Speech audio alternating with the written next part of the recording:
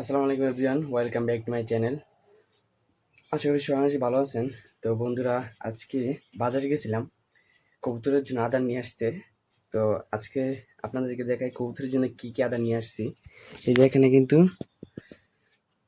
অনেক ধরনের কবুতরের আদার। এই হইতেছে রেজা, এই যে এগুলোকে রেজা বলে, আর মুসুরির ডাল মনে হয় সাথে। আর এটা হইতেছে বাজরা, এটা বাজরা। আর এখানে গম আছে, এটা গম।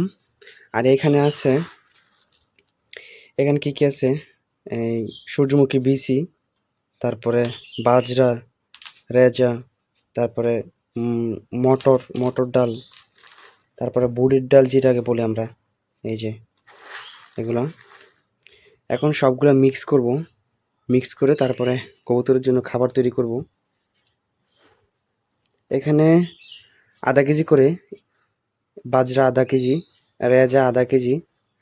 আর এখানে নিছি এই মিক্সটা নিছি আধা কেজি। আর এখানে গম নিছি 1 কেজি।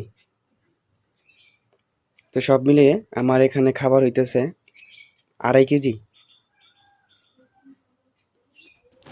আর বন্ধুরা, আমার যেহেতু 2 জোড়া কবুতর, এক জোড়া মাশাআল্লাহ ডিম দিছে কিছুদিন আগে। তো একটু তাদেরকে খাবারটা একটু ভালো দেওয়ার চেষ্টা করতেছি। এই জন্য আজকে ভালো খাবার নিয়ে আসছি যেন তারা পছন্দ করে খায়। তো এখন এগুলোকে মিক্স করবো।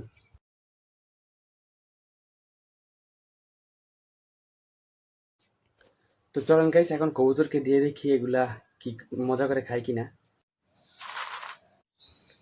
বন্ধুরা, এখন কবুতরকে কিছু সুষম খাদ্য দেব। এগুলা প্রোটিনযুক্ত অনেক, এখানে প্রোটিনযুক্ত খাবার। এগুলো আগে আসলে আমি দিতাম ভুট্টা, গম আর ধান, এগুলো খাওয়াইতাম, সরিষা। তো এখন বাজরা, রেজা এগুলো নিয়ে আসছি। তো দেখি এগুলো খাই কিনা। এই যে এখানে দিয়ে দিব।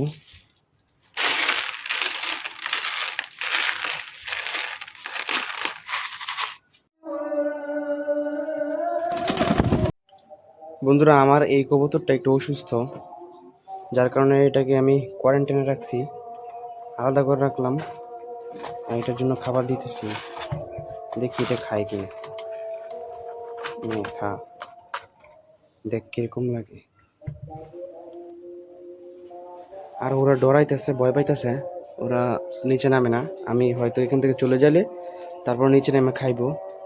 আর এখানে একটা ডিম নিয়ে বসে আছে আমার কিউট কবুতরটা, মাশাআল্লাহ।